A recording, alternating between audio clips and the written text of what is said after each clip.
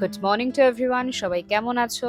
আমি কিন্তু খুব ভালো আছি। সকাল সকাল ঘুম থেকে উঠেই দেখি বাইরের ওয়েদারটা কিন্তু খুব ভালো। মনে হচ্ছে আজকেও বৃষ্টি হবে, জানি না আদেও হবে কিনা। তো চলো ওয়েটটা মেপে নিই। আজকে ওয়েট হচ্ছে 53.25। তোমরা কিছুদিন আগেই আমাকে বলেছিলে চিয়া পুডিং আমি কিভাবে বানাই সেটার রেসিপিটা তোমাদের সঙ্গে শেয়ার করতে। অন্যদিন আমি অনেক ফ্রুটস দিয়ে বা অনেক রকমের সিডস দিয়ে বানাই, বাট আজকে আমি নর্মাল নিচ্ছি চিয়া সিডস, তার সঙ্গে দুধ, যেটা ইজিলি সকলের বাড়িতে অ্যাভেলেবেল থাকবে। আমি সেটা দিয়েই বানাচ্ছি। এবার তোমরা বলবে চিয়া সিডস আমি কেন ইউজ করছি বা কেন খাই আমি ওয়েট লস জার্নিতে। কারণ চিয়া সিডসে থাকে প্রচুর পরিমাণে ফাইবার, যেটা আমাকে অনেকক্ষণের জন্য ফুল রাখে। আর এটা এমন একটা ব্রেকফাস্ট রেসিপি যেটা কিন্তু একটা হেলদি ফ্যাট হিসেবেও ধরা যায়, কারণ চিয়া সিডস এর মধ্যে থাকে ওমেগা 3 ফ্যাটি অ্যাসিডস, যেটা আমাদের হার্ট হেলথকেও ভালো রাখে, তার সঙ্গে আমাদের ইনফ্লেমেশনের দিক থেকেও কিন্তু অনেকটা রিডিউস করে। চিয়া সিডসকে তুমি যদি জলে বা দুধে যেটাতেই হোক ভিজিয়ে রাখো ফর 30 to 40 মিনিটস, তোমরা বুঝতে পারবে একটা জেল লাইক কনসিস্টেন্সি হয়ে যাচ্ছে। তো সেটা কি করে, আমাদের যে ডাইজেশনের যে প্রসেসটা না সেটাকে একটু স্লো ডাউন করে, যার ফলে ব্লাড সুগার লেভেলটা স্টেবিলাইজ থাকে। কারোর যদি ব্লাড সুগার লেভেল অনেক সময় হয়ে যায় যে স্পাইক হয়ে গিয়ে অনেকটা বেড়ে গেল বা অনেকটা কমে গেল, তো এই ক্ষেত্রে কিন্তু চিয়া সিডস অনেকটা প্রিভেন্ট করে এই সমস্যাটা। তাছাড়াও এটা এমন একটা সুপার ফুড যার মধ্যে ভাইটামিনস, মিনারেলস, অ্যান্টিঅক্সিডেন্ট থাকে, যেটা আমাদের ওভারঅল ওয়েট লসের ক্ষেত্রে কিন্তু খুবই ভালো। তো আমি এটাকে 30 to 40 মিনিটসের জন্য ফ্রিজে রেখে দিয়েছিলাম, এখন এটা আমি খেতে পারবো। তো চলো তার আগে আমার একটা পার্সেল চলে এটাকে আনবক্সিং তো করবোই, কিন্তু তার আগে চলো লাঞ্চটা প্রিপেয়ার করে নিই। আজকে লাঞ্চে আমি বানাবো পনির। না, আমি একা নয়, আমি আর মা দুজন মিলেই বানাবো বলতে পারো। আর আমি কেন চেষ্টা করি প্রত্যেক দিনের আমার ডায়েটে পনির খাওয়ার, তারও একটা রিজন রয়েছে, কারণ এটা এমন একটা সুপার ফুড যার মধ্যে প্রচুর পরিমাণে প্রোটিন থাকে। আমাদের ইন্ডিয়ান এভরিডে যে মিলগুলো হয় না, তার মধ্যে প্রচুর পরিমাণে কার্বোহাইড্রেট খেয়ে ফেলি আমরা প্রোটিনের পরিবর্তে। তো সেক্ষেত্রে প্রোটিনটা কোথা থেকে পাবো সেটা জানাটাও কিন্তু খুবই দরকার। আমরা অনেকেই জানি, কিন্তু এরকম অনেক শতাংশ মানুষ রয়েছে যারা এ সম্পর্কে খুব একটা জানেন না। তাদের ক্ষেত্রে বলি, চিকেন ব্রেস্টে অনেক পরিমাণ প্রোটিন থাকে। তাছাড়াও বেশ কিছু মাছ লাইক স্যালমন, টুনা, ট্রাউট, এই সমস্ত মাছে শুধুমাত্র ফ্যাটি অ্যাসিডই নয়, প্রচুর পরিমাণে প্রোটিন থাকে। লাইক ওমেগা 3 থাকে এগুলোতে, যেটা আমাদের হার্ট হেলথের জন্য খুবই ভালো। তাছাড়া ডিমের মধ্যে প্রচুর পরিমাণে প্রোটিন থাকে, তোমরা কিন্তু এটা খেতে পারো, কারণ এর মধ্যে অ্যামিনো অ্যাসিড পর্যন্ত থাকে। গ্রিক ইয়োগার্ট খেতে পারো, আমি তোমাদের প্রত্যেকদিন বলি কোন কোন খাবারে কি কি থাকে। তো তোমরা কিন্তু আমার ভ্লগগুলো প্রত্যেক দিনে যদি ফলো করো না, বুঝতে পারবে যে এটা আমার খাওয়া উচিত, এটা আমার খাওয়া উচিত না। তার সঙ্গে আমি তোমাদের সঙ্গে চেষ্টা করি কিছু এমন রেসিপি শেয়ার করা যেগুলো খুবই কম তেলে তৈরি করা যায়। আজকে যেই তোমাদেরকে দেখাচ্ছি পনিরের রেসিপিটা, সেটা কিন্তু যেটুকু তেল আমি দিলাম সেইটুকু তেলেই পুরো রেসিপিটা হবে। মানে আমি কিন্তু আলাদা করে কোনো তেল ইউজ করব না, যদিও সেই তেলটা অনেকটাই পরিমাণ।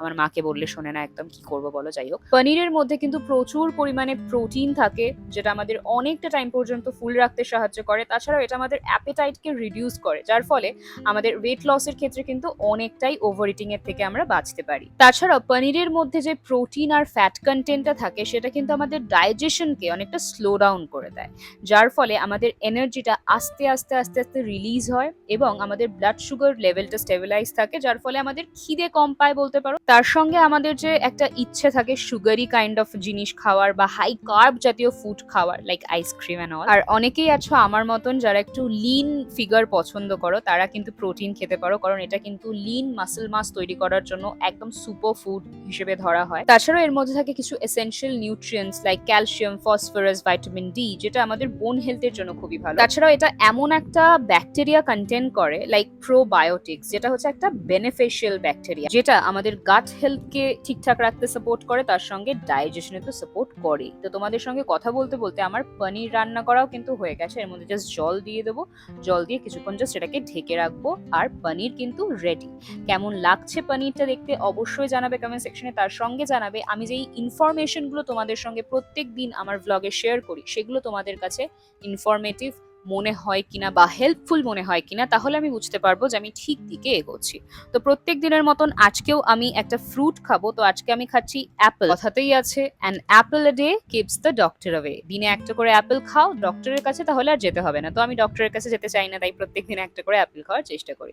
তো আমার অ্যামাজনের পার্সেলটা চলে এসে তোমাদেরকে কিছুক্ষণ আগেই বললাম, এটাকে এখন আনবক্সিং করার পালা। অ্যাকচুয়ালি আমার ময়শ্চারাইজারটা শেষ হয়ে গেছে, আমি তো সেটাফিলের ময়শ্চারাইজার ইউজ করি, তো আমি ভাবলাম ময়শ্চারাইজারটাকে চেঞ্জ করা যাক। তার জন্য আমি অর্ডার করেছি ফক্সটেলের একটা ceramide super cream hydrating moisturiser, 24 hour hydration evens out skin texture, এটা বলা রয়েছে এর মধ্যে। তো এটার প্যাকেজিংটা কিছুটা এরকম দেখতে।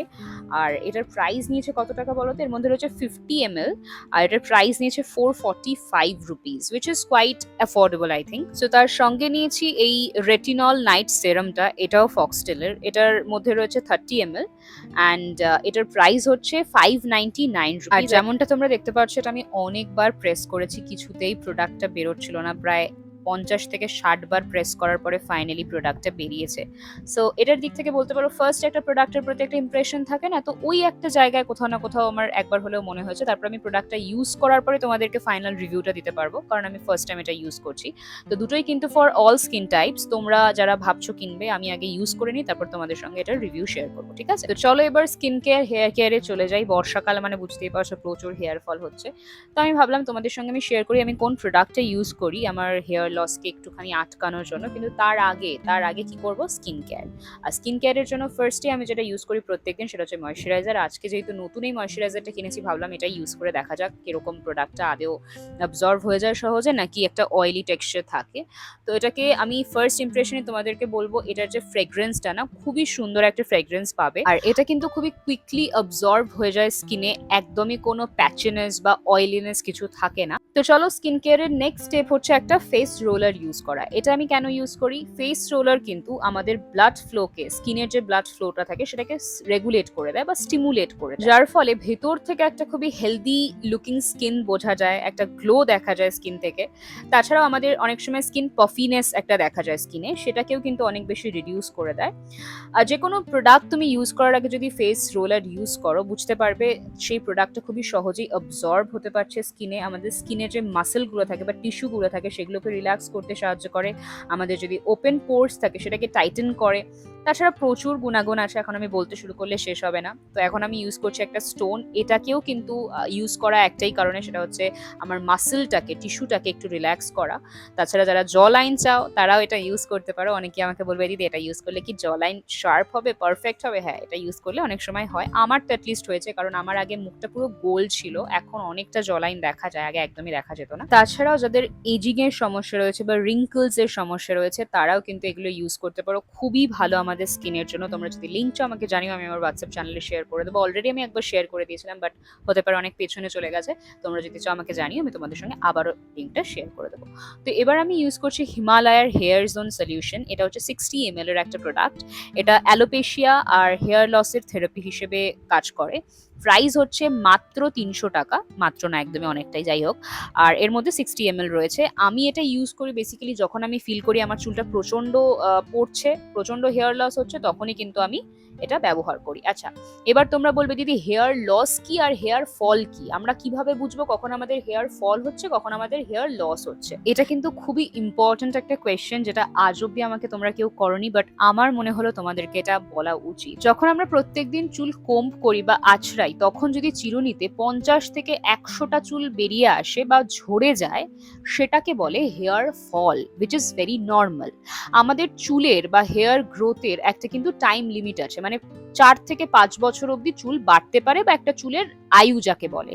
তারপরে সেই চুলটা পড়বেই, নইলে নতুন চুল কিন্তু গজাতে পারে না।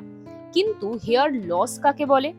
যখন তুমি দেখতে পাবে মেজরলি চুল পড়ছে, 100টার বেশি চুল পড়ছে, সামনে থেকে ফাঁকা হয়ে যাচ্ছে, অ্যালোপেশিয়ার প্রবলেম দেখা দিচ্ছে, তখন কিন্তু সেটা আর হেয়ার ফল নয়, তখন হচ্ছে সেটা হেয়ার লস, মানে অত্যাধিক চুল আমরা হারাচ্ছি, যেটা ইজ নট নর্মাল। সেক্ষেত্রে আমাদের একটা যে কোনো ডক্টরকে দেখানো উচিত, যেই ডক্টর আমাদেরকে হেল্প করতে পারবে, ভালো ওষুধ দিতে পারবে, প্রপার মেডিকেশন দিতে পারবে। যে কোনো প্রোডাক্ট ইউজ করার আগে ভাববে সবসময় যে একটা প্রপার মেডিকেশনে চলা কিন্তু খুবই দরকার। আমি যা খুশি ইউজ করে নিলাম তা কিন্তু ঠিক নয়। আমি যেমন এই প্রোডাক্টটা ইউজ করছি কারণ আমি ডক্টর দেখিয়েছি, সে আমাকে এটা ইউজ করতে বলেছে, তাই। ঠিক আছে? তো এই প্রোডাক্টটা আমি যখনই শ্যাম্পু করি তার ঠিক 10 মিনিট আগে ইউজ করে নিই। ইউজ করে যে সমস্ত জায়গায় আমার মনে হচ্ছে হেয়ার লস হচ্ছে, সে সমস্ত জায়গায় আমি 2 থেকে 3 ফোঁটা দিই। দিয়ে আমি রেখে দিই কিছুক্ষণের জন্য, তারপর আমি শ্যাম্পু করে নিই। ঠিক আছে? তো চলো কালকের ভিডিও থেকে কিছু কমেন্ট পড়ে নিই। পপিস ওয়ার্ল্ড লিখেছে, তোমার পার্সোনালিটি ভীষণ স্ট্রং আর তুমি ভীষণ productive. Thank you so much Poppy. Abhijit Mondal 207 লিখেছে, দিদি ডায়েটে কি বিস্কুট খাওয়া যায়? না, একদমই না, কারণ বিস্কিট ময়দা দিয়ে তৈরি হয়, ময়দা is not good for our health. তারপরে রিমা হাজরা 4822 লিখেছে, আন্টির হাসিটা। থ্যাংক ইউ সো মাচ, তোমরা মাকে এত ভালোবাসা দাও, আমার প্রচন্ড ভালো লাগে। অঙ্কিতা মুখার্জি লিখেছে, দিদি ভাই প্লিজ বলো না গো, তোমার কি হেয়ার কাট দেওয়া আছে? প্লিজ প্লিজ প্লিজ দি ভাই, লাভ ফ্রম বাঁকুড়া। অঙ্কিতা, তোমাকে অনেক অনেক ভালোবাসা, আমার চুলে লেয়ার্স কাটা রয়েছে। দেবারতী প্রামাণিক বলছে, লিংক দাও শিয়া সিডস এর। আচ্ছা, তোমাদের সঙ্গে শিয়া সিডস এর লিংকটা দিইনি না, আমি আমার হোয়াটসঅ্যাপ চ্যানেলে শেয়ার করে দেবো। সো এখন আমি আমার লাঞ্চটা সেরে নিই, তোমাদের সঙ্গে দেখা হবে আবার কালকের ব্লগে। যারা এখনো চ্যানেলটাকে সাবস্ক্রাইব করোনি, সাবস্ক্রাইব করে তার পাশে যে বেল আইকনটা আছে সেটাতে ক্লিক করে দিও, কারণ এটাই তোমাদের থেকে আমার একমাত্র আবদার বলতে পারো। সুতরাং তোমরা লাইক কমেন্ট শেয়ার করতে ভুলো না, বন্ধুদের সাথে প্রচুর প্রচুর শেয়ার করো, আর এখন যদি সাবস্ক্রাইব না করে থাকো সাবস্ক্রাইব করে তার পাশে বেল আইকনটাতে ক্লিক করে দিও। তোমাদের সঙ্গে দেখা হচ্ছে কাল। সবাই ভালো থেকো, সুস্থ থেকো, লাভ ইউ, টাটা।